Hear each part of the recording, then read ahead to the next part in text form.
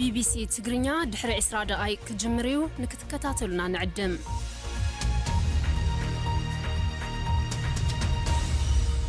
كون سجنتا BBC afaan oromooti nu waliin tura.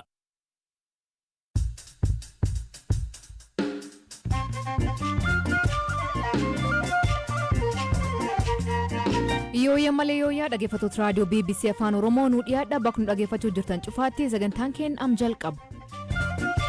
Waraqaan oromummaa akkamiin kennamaa jechuun namoonni gaafachaa jiru. Osfaanaan deebii kenna. Torbaan oromummaa fi kabajaa jirru torbaan sun torbaan walabummaa ture torbaan bilisummaa ture torbaan tokkummaa ture safsafkeedis oromummaa gaafa jennu torbee oromummaa kana keessa kasiif kenname jechuudha. Dhimmi obbo Jawaar Faan bakki isaan hin jirre takka ilaalamuu murteessan. Guyyaa har'aa kanattis dhaddachichi beellama qabatee ture fedhii isaaniitiin dhiyaachuu waan hin barbaanneef yookaan immoo hin dhiyaannu waan jedhaniif falmiin akka itti fufu ajaja kenneera jechuudha. Biikee saniitti sabni lammummaa hin qabne jira. Keenyatti waggaa 61 booda kan lammummaa argatee jira. Kanaaf oduu dabalataan waliin tura an asli galgalooti. Dhaggeeffattoota oduutiin jalqabaanii hawaasni idil addunyaa maaliif dhimdeemaa jiru irratti callisee ilaalaa jechuun wajjirri ministeer muummee gaafii dhiyeesse. Ibsa kennaniini barreessituun pirees ministeer muummee Bileen Siyuum erga mootummaan waraan dhaabee TPLF itti fufuun biyyatti rakkoo keessa galchuu himte. Torbaan dabree galee waraanni duraanii Tigraay deemaa ture gama farii ce'uun lubbuu namoota hedduu galaafachuu himan. Wajjirri ministeera muummee ibsa guyyaa har'aa miidiyaaleef kenneen mootummaan Itoophiyaa waraana humnoota TPLF waliin gaggeessaa jiru ilaalchisee labsii dhukaasa dhaabuu gamtokkee labsee ture ammallee kabajaa jiraa jedhan. Wajjirichatti qunnamtii sabaa himaalee ka hoogganan Bileen Siyuum ibsa kennan kanarratti hawaasni idil addunyaa amma dura waraanni Tigraay keessa jiru akka dhaabatu irra deddeebiin gaafachaa turan yeroo ammaa humnoonni TPLF daangaa naannichaa ce'anii naannoo Affaarii fi Amaaraa keessatti haleellaa yoo banan darbees magaalaa guddoo dabalatee naannolee haleeluuf yoo doorsisan callisuun isaanii maaliifi jedhan. Bileen mootummaan humnoonni TPLF daa'imman waraana keessatti hirmaachisaa jiraachuuf ragaalee argachaa akka jirus dubbataniiru. Mootummaa Itoophiyaatti wantoota yaaddessoo ta'an jedhan keessaa tokko haala nageenyaa baqattootni Eertiraa naannoo Tigraay keessa jiran akka ta'es dubbataniiru. Baqattootni Eertiraa 6 ajjeefamaniiru gabaasni jedhu isaan qaqqabu simaniiru. Mootummaan federaalaa labsii kophaatti dhukaasa dhaabuu erga labsee booddee ibsa waajjirri ministeera muummee kenne ka jalqabaa ta'e kanarratti mootummaan federaalaa marsaa sadiin uummata Tigraay haga miiliyoona 4.9 ta'aniif deeggarsa gosa garaagaraa kennaa akka ture himaniiru. Ammas dhaabbilee gargaarsa waliin ta'uun deeggarsa gochaa akka jiru himaniiru. Himannaa humnoonni TPLF deeggarsi namoomaa uummata Tigraay bira kan geenye karaa Affaariin dhorkaa jira jedhus irra deebiin kaasaniiru. Mootummaan Itoophiyaa labsii dhukaasa dhaabuu kophaatti labsee jiru eegaa jira moo hin jiru jedhamee gaaffii gaazexeessitootarraa dhiyaateef Bileen mootummaan ammallee labsii dhukaasa dhaabuu labse kabajaa jira haleellaa banaa hin jiru jedhan. Humnootni mootummaa federaalaa aggaammii fi dubbii barbaacha humnoota TPLF irraa godhamaa jiruuf garuu tarkaanfii ofirraa ittisuu fudhachaa jiru jedhan. Haala amma jiruun raayyaan ittisa biyyaa ofirraa ittisuu irratti argamaa jedhan. Walitti bu'iinsa naannoo Affaarii fi Somaalee gidduutti dhalate ilaalchisee gaaffii dhiyaateefis Bileen rakkoon akkasii amma duras mudatee fala argachaa ture jedhanii ammas mootummaan xiyyeeffannaan falatti kenna daandiin guddichi Finfinneef Jibuutii wal qunnamsiisus ni banamaa jedhan.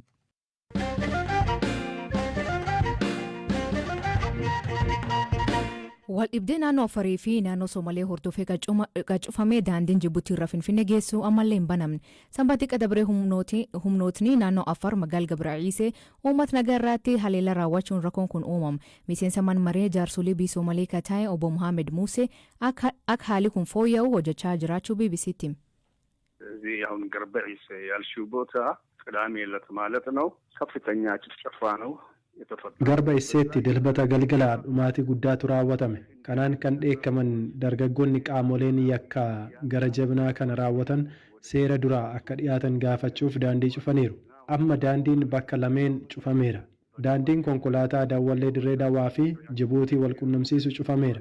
Daandiin baaburaas cufameera. Haalli jiru kanadha. Kan biraa immoo har'aa guutummaa naannoo Somaalee keessatti yakka suukaneessaa kana balaaleffachuun hiriirri gaggeeffameera. Sanbata xiqqaa erga ta'een sun raawwatee bulee dilbata daandiin cufamee hanga ammaa guyyaa 4 ta'a erga cufame. Daandiin konkolaataa fi baaburaa bakka adda addaatti cufame malee bakka tokko lamatti qofaatti miti kan cufame. Amma gaa ta'iin sun raawwateera. Gocha gara jabinaa hamaadha. Kan kana raawwatanii fi raawwachiisan seeratti akka dhiyaatan gaaffiin dhiyaateera. Mootummaan naannoo Somaalee uummata haleellaa akkasiirraa eeguuf gaafatama waan qabuuf kan akka ba'u gaafanneerra. Isaanis dirqama keenya kun akka hin deebine ni hojjenna jedhaniiru. Dargaggootni bu'uura misoomaa kana egaa hunduu akka irraa fayyadamu mariisisaa akka gadhiisan walii galchaa jirra. ለማስፈታት ጥረት ይደረጋል ነው እንግዲህ።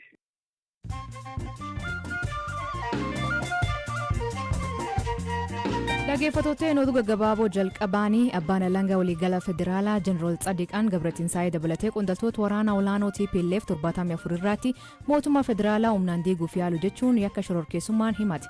Shakkamtoota 74 kan keessaa 20 manneen sirreessa adda addaa keessatti kan argaman yoo ta'u kan hafan 54 ammoo bakka hin jirreetti himanichi irratti banamu abbaan alangaa beeksise. Haaluma wal fakkaatuun abbaan alangaa torbaan dabre keessa galme dursa TPLF Dr. Dabratsiyoon Gabra Mikaa'el jalaatti namoota 62 irratti himanna banuun isaa ni yaadatama.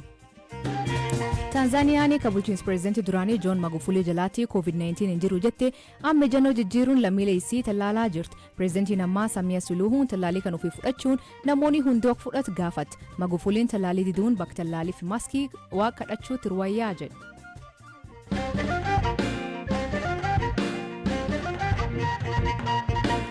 Federeeshiniin kubbaa miilaa hawaasa Oromoo Ameerikaa Osfaanan qophii isaa waggaa 25ffaa irratti dubartoota oolmaa oolan jedheen jajabeessuu fi galateeffachuuf waraqaa raagaa kennee tibbanaa dubbii ijoo miidiyaa hawaasaa ta'e. Sagantaa kan irratti namoonni garii waraqaa oromummaa badhaafamuun miidiyaa hawaasaa irratti maxxansaa turan.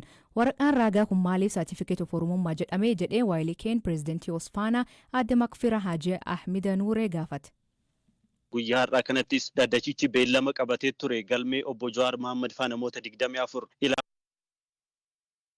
waraqaan dhugaadha. Guyyaa dubartoota irratti dubartoota mata dureedhaan hoggaa dabre kanaaf san dura yeroo gabaabaadhaaf jechuudha. Uummata keenyaaf sagalee ta'uun diyaaspooraa keessatti fi biyya keessatti illee karaa sooshaal miidiyaatii fi karaa miidiyaa adda addaatiin warra sagalee tahaa fakkeenya ijoollee dubartoota mala haatu fakkeenya tahaa turan xiqqoo isaanii jechuudha. Nama hedduullee miti Oromoon dubartoota hedduu jabdoota gootota qabdi. Garuu nuti wanni godhuu feene akkuma fakkii lafa kaayuuf hanga ta'e tokko nama muraasa tokkoof kana gochuu isaaniitiif galatoomaa waan jiru halinaa fi beekumsa kanneen fi uummata duratti baasnee galatoomaa jennaan waan jiru irraa ka'e kuni hachumaan illee dubartoota keenya jajjabina itti kennu jechuudha. Akkuma beekamutti sartifikeet oromummaa jedhamee waan hedduu agarree jiran illee sooshaal miidiyaa irratti awwaara guddaa haasaa jira. Na gammachiise awwaara haasuun isaan immoo. Namni baay'een sartifikeeta yookaan waraqaa ragaa oromummaa jedhamee namootaaf kenname kana wayita argu miidiyaa hawaasaa irratti namni oromummaan akkamitti namaa kennamaa yookaan qaamni tokko nama muraasa wayitiif oromummaa kennaa jedhee yaade. Amma waraqaa ragaa san irratti wanni barreessitan sartifikeeta oromummaa inni jedhu oromummaa isinii kennine akka jechuutti miti kan isin kennitaniif akkamitti hubattaniit maqaa oromummaa jedhu sana sartifikeeta oromummaa jettanii dhiyeessitaniif. Torbaan Osfaanaa kun torbaan oromummaa takka beekamutti. Kanaaf sartifikeeta oromummaa gaafa jennu torbaan oromummaa kana keessatti waan kennameef malee oromummaan dhiigaanii akka waan afsii beelutti malee oromummaa waan namni sitti kennuu fi waan namni sirraa bulquu miti. Oromummaa ittiin dhalatta. Sirraa hin baasee hojjette waan baastee darbuu dandeessu miti waan guyyaa duraa rabbiin siif qoodee siif kan eenyummaa keeti oromummaan. Kanaaf haala adda addaatiin hiikkatee warri diina oromootiif tokko tokko awwaara haasaa jira. Saniifillee ajandaa ta'uun keenya waan guddaa jee yaadanii every year torbaan sun torbaan itti maqaa itti moggaafamee jira. Torbaan walabummaa ture, torbaan bilisummaa ture, torbaan tokkummaa ture. torbee kana immoo hoggaa kana torbaan oromummaa illee so simply certificate oromummaa gaafa jennu torbee oromummaa kana keessa kasiif kenname jechuudha yoo namni amma gubbaa ilaalee fiigani malee yoo jala gabbu'ee ilaalee jechaa jira beekumsa hojii ati uummata oromootiif hojjetteef oromoodhaaf yeroo oromoo protest goonuu fi waa'ee oromummaa keenya irratti gaafii dhufte kana irratti duula nurratti baname kana irratti qabsoo nuti goonu san keessatti gahee guddaa taphachuu keetiif galatoomii waan jedhu beekumsa si haynee ka jedhu kan hin dubbise namni gubbaa sartifikeeta oromummaa ka jedhu kana ilaalee fiida qabatee fiigaa jechuudha. Amma wanna akkaataa namni ittiin miidiyaa hawaasummaa gubbaatti hubate gaafa argitan jecha kanatti fayyadamuun keenya dogoggoradha jecha biraa yookaan hima biraatiin waraqaa ragaa kana kennuu hin dandeenya ture jettanii hin yaadne ergasii. Dhugaatitti himuuf akkasillee yaadne wanni takka walii yaade yoo jiraate yoo uummata konfiyuus godhe meebii sartifikeeta oromummaa wiiksan yoo itti hidhaan silaa namaaf kireefni taa'een yaadee ture oromoof jechuudha.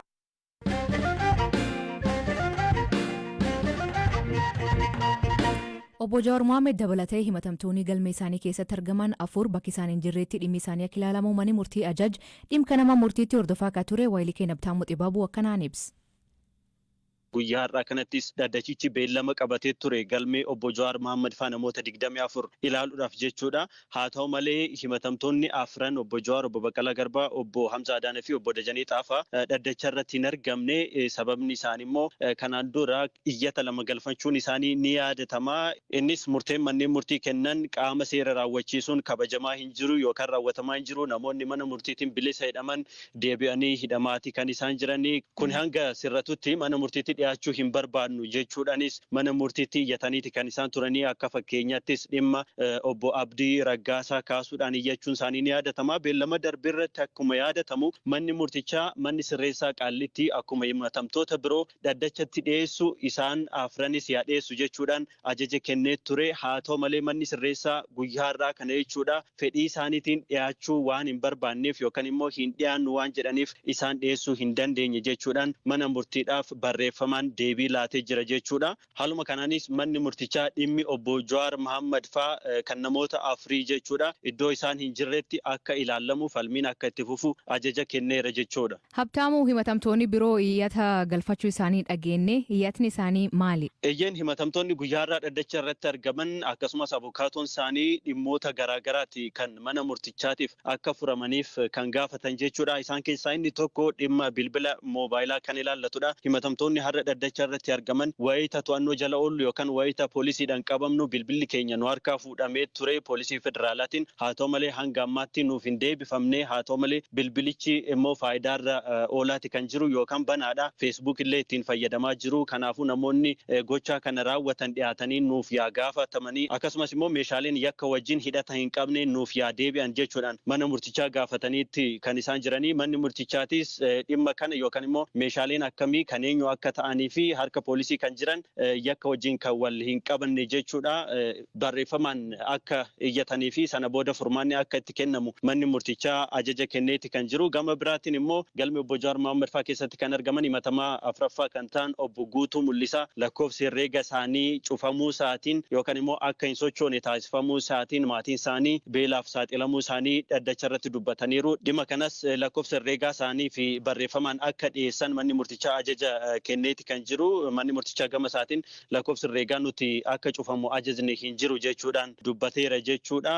Dhimmi biraa kan obbo Shamsaddiin Xahaa kaasanidha. Isaan keessattuu jimaan gara mana sirreessaatti akka seenuuf mana murtichaa gaafataniiti kan jiranii. Akka fakkeenyaatti Direedawaatti jimaan gara mana sirreessaatti akka seenu ni heeyyamamaa. Kanaaf anaafis akka seenu naaf yaa heeyyamamu akkasumas haadha warraa wajjin akka wal argu naaf yaa heeyyamamu jechuudhaan mana murtii gaafataniiru. Haa ta'u malee abbootiin seeraa dhimma kanarratti deebii hin laanne. Dhumarratti egaa manni murtichaa keessattuu kanaan dura abbaan alangaa akkaataa ragaaleen isaa itti dhagahaman ilaalchisee iyyata isaa fooyyessee akka dhiyeessu ajajamee iyyata isaatis fooyyessee dhiyeessuun isaa ni yaadatama. Abukaatoowwan yookaan immoo himatamtoonni jechuudha deebii iyyata abbaa alangaa kanarratti qaban gaafa adoolessa 30 bara 2013 deebii isaanii qabatanii akka dhiyaatan beellama kenneera. Dhaggeeffattootni sagantaan irraa ganumaan waliin turuu keessaniif ulfaadha isaniin jedha. Mammaasii galgal kanaa gaaf miirii dhaqee miilii dhaqee kan isa isan biraatti maanii koomentii keessatti nu beeksisa. Sagantaa kan qophees Galaana Balaayii gam teknikaatiin Deevis Masaaru kan isaniif dhiyeessan asli galgalooti agborisaatti akkana nagaa waaqa kee bulaa oraa bulaa deebana hangafamaan dhan bulaa.